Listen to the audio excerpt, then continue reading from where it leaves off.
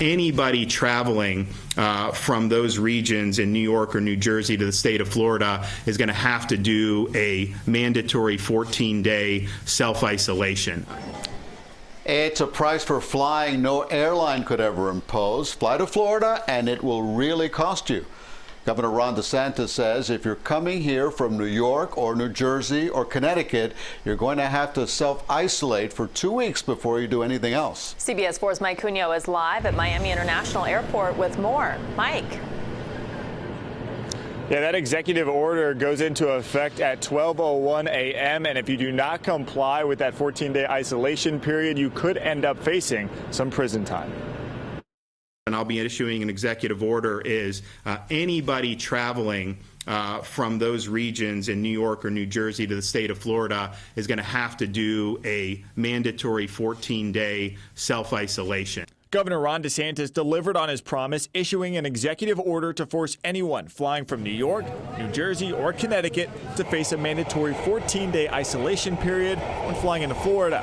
The number of coronavirus cases in New York has tripled in the last 3 days, and the state is responsible for half of the country's COVID-19 cases.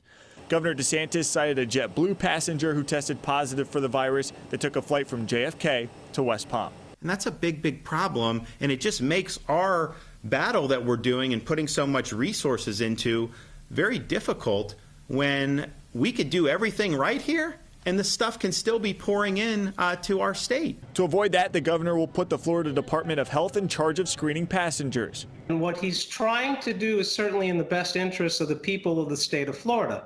Attorney David Weinstein says his heart may be in the right place, but legally it violates the Constitution.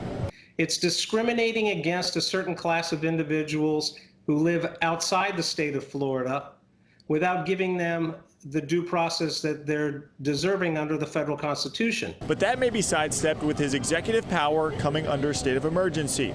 Governor DeSantis admits there's not much he can do in terms of people driving in, but those who still decide to fly and not isolate could face up to 60 days in jail or a fine of up to $500. It is actually a criminal offense if you violate the quarantine orders, and so people could end up being held accountable here in the state of Florida if they buck the law.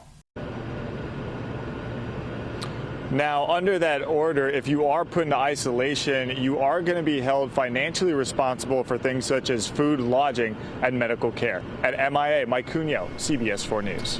Never thought I would see the airport looking like that. Mike, thank you.